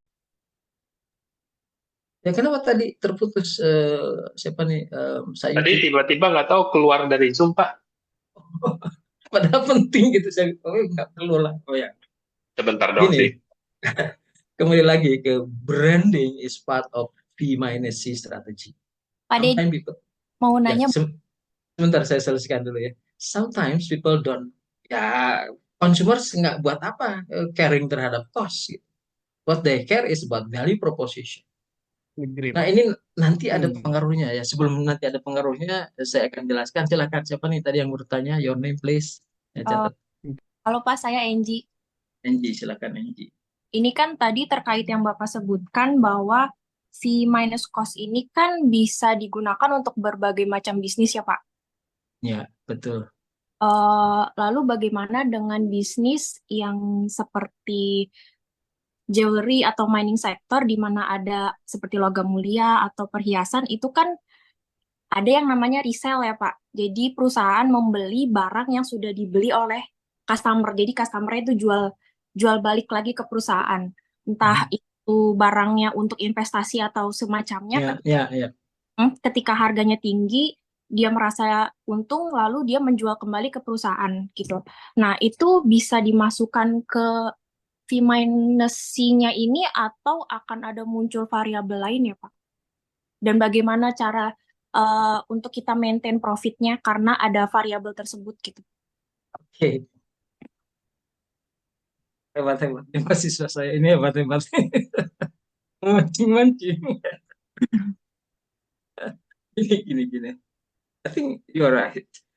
Itu resell. Yeah, that's what we call treasury bills business ya. Anda ya yang jual beli saham kan ada variasi itu. Kalau harga saham tetap aja orang nggak akan masuk ke industri itu kan gitu. The volatility is the issue there for you to make money as the sellers and buyers. Sama aja. Tapi di situ akan menjadi biaya untuk gini. Loh, saya harus coret-coret. Gini cara menjelaskannya sebentar. Hey. Saya belajar dari Anda tuh ya. Gini. Ini V, ya. Ini P, ini C. Hubungannya seperti itu selalu. Nah, gitu. Jadi range of price can be set between C and V based on this gap. Apa yang terjadi? Ini cara saya menjawab pertanyaan Anda Angie dan semua yang pertanyaan sebelumnya. Ini ruang ini, ya. Apa yang terjadi kalau harga dinaikkan sampai menyentuh V? Pembeli akan merasa dieksploitasi. Anda harus mengenal ini, exploitation of buyers. Buyers are exploited by you by increasing price. Tadinya saya sebagai pembeli loyal, kok kamu sekarang main-main harga sampai saya tidak merasa lagi ada untung di situ. Bagi saya untung itu benefit. Saya tinggal perusahaan. Ya, tinggal produk Anda. Because I feel now rather than you support me in terms of supplying products that make me satisfied, now you try to exploit me gitu. Kalau itu sudah keluar itu saya bisa bicara kemana-mana tuh. Instead of produk advocator, saya bisa berbalik menjadi produk hater. Siapa yang bisa melarang itu? Anda kan juga nggak bisa melarang saya kalau saya merasa dieksploitasi. Enggak, saya akan bilang lagi, saya bilang sama istri saya bilang sama keluarga besar saya. Yang rugi Anda sendiri. Itu kan? Equal to the price. Paralel lah. Atau sejalan dengan harga yang Anda tentukan. Naik, profit naik. Tapi juga tidak underpricing. Ya, misalnya harga Anda tentukan ke bawah. Ya, gini, harga juga bisa Anda kurangi gitu di setahun. Ini artinya value proposition dari buyers itu akan semakin besar. Tapi itu juga berbahaya gitu, ya. Akan berbalik juga. Per se value that you provide me based on price become lower and lower. Lalu jangan-jangan ini produk ini memang jadi tidak, ya itu tadi, jadi tidak ada kualitasnya gitu. Ya, kok diturunkan terus, ini produk yang nggak laku. Nah, kalau itu sudah terjadi, sama saja menaikkan harga, menurunkan harga, akibatnya saya akan keluar dari bisnis Anda. Dan saya tidak sendiri, kurang lebih. Kalau ke atas ada eksploitasi, kalau Anda harga turunkan, Anda bermain-main dengan reputasi. Ya, tapi buat reputation.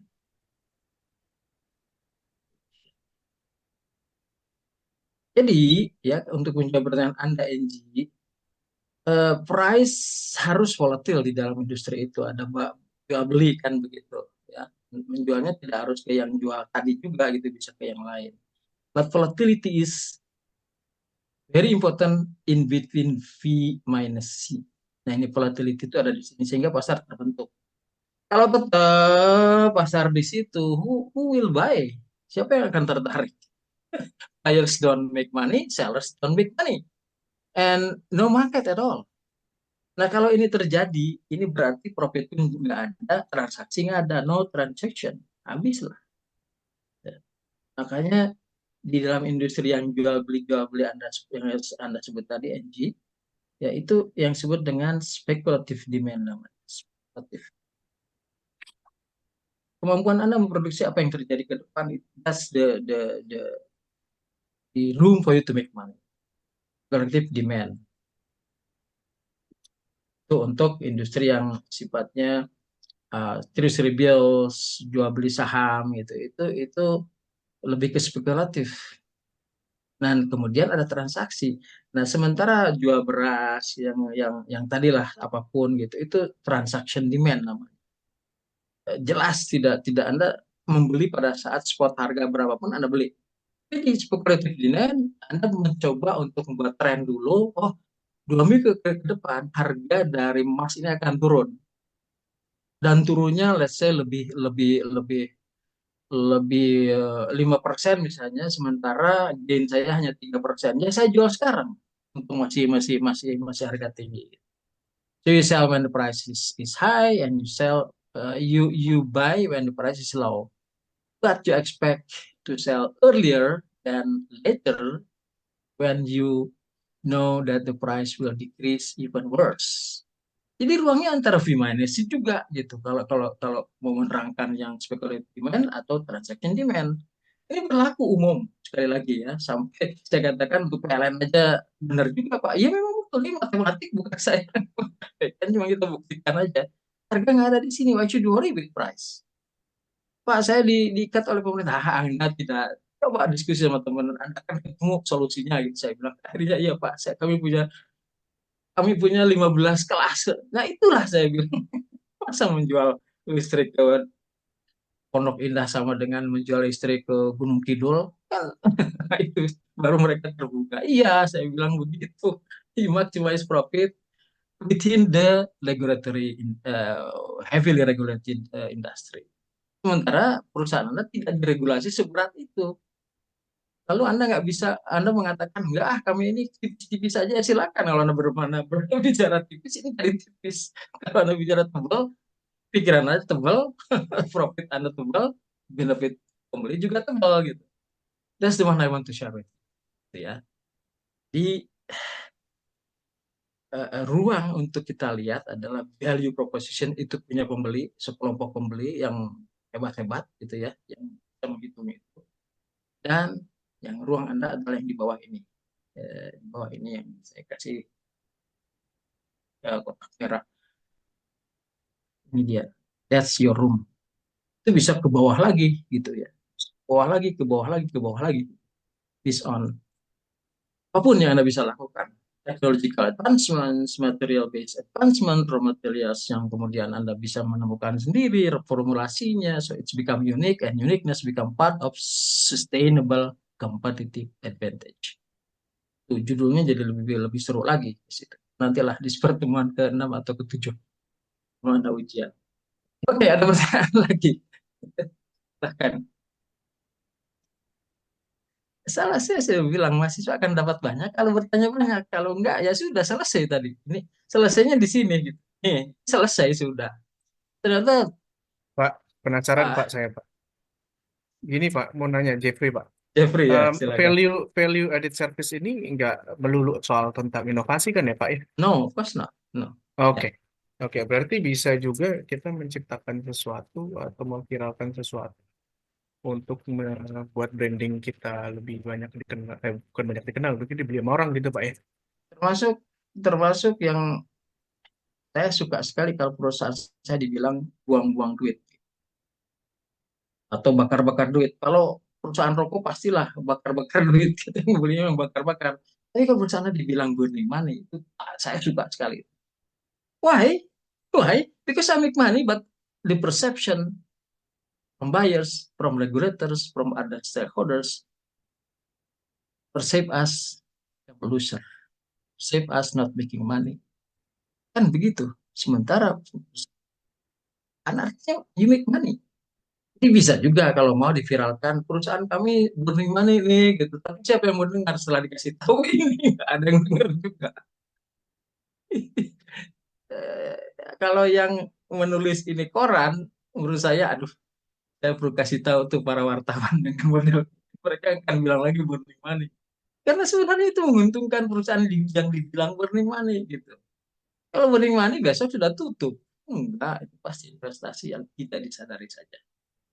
Sampai-sampai ada saya tahu banyak yang kena begitu. Anda juga bilang, enggak Pak, itu burning money silakan aja gitu. Aku bilang begitu.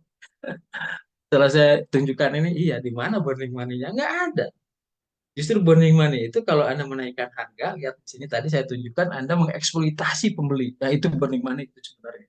Artinya burning profitability, burning margin. Yang benar itu burning margin atau burning profitability. Anda menaikkan profit sesaat at the expense of long term profitability. Itu akibat dari menaikkan harga yang tidak terkontrol. Menaikkan harga, oke, profit saat itu naik. Tapi banyak orang yang hebat-hebat, ini gimana sih? Kan mulai itu komplain begitu. Saya tinggal engkau hanya satu-satunya produsen, kan nggak begitu kayak begitu. Ya, we are in the purely commodity market, dan it will be better for me to shift buying product from your product to your competitors product. Kalau itu terjadi, wow, that's a big catastrophe. Bukan lagi krisis tapi disaster. Not about crisis management, but disaster management kalau sudah begitu. Biasanya silent killing. Gitu. Tiba-tiba jadi numpuk di mana di inventory. Jadi banyak sekali lah yang tidak terkontrol. That means something. Burning profitability, burning margin.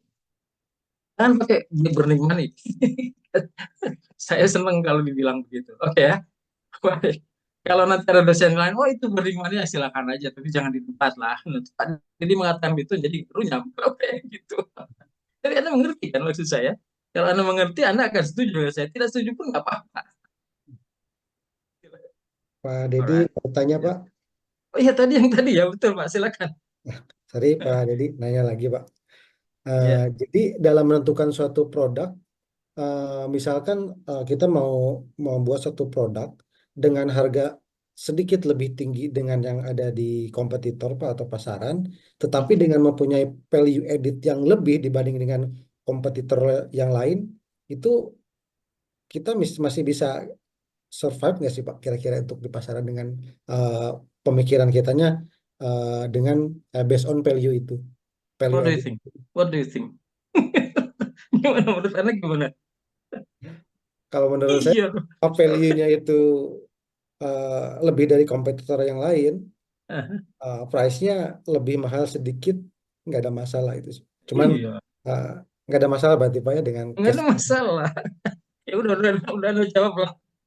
Oke, Itu harus saya jawab. Maaf saya Oke, agak thank you, berkomentar. thank you. You're right, you're right. Jangan tersinggung ya. It's okay, Pak. Oke, good.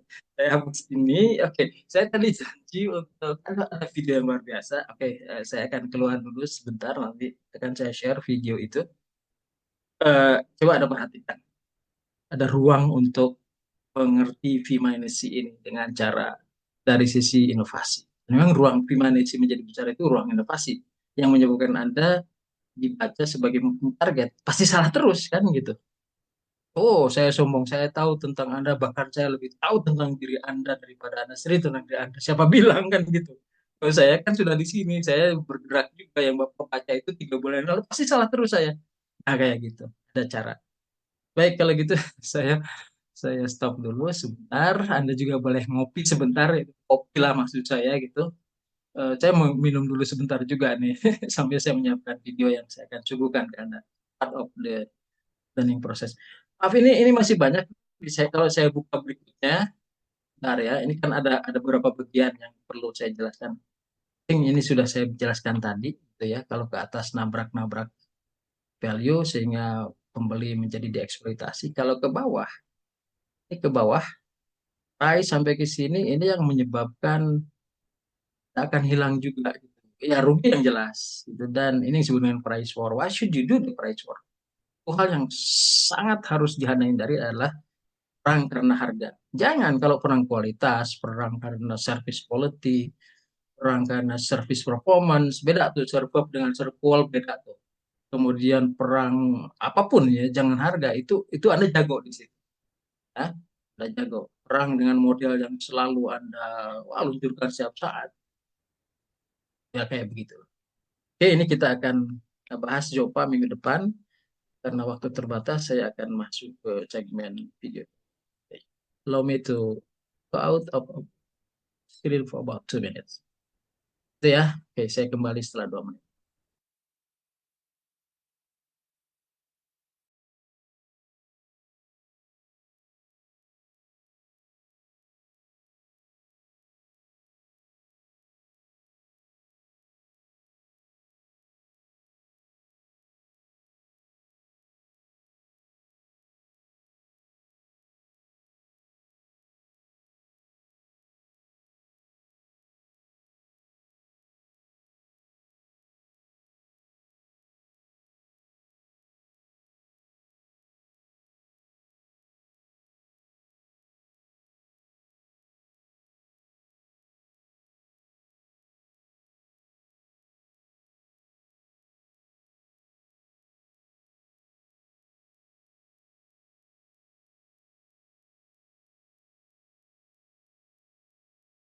Again, coming back to you, I think this your presentation will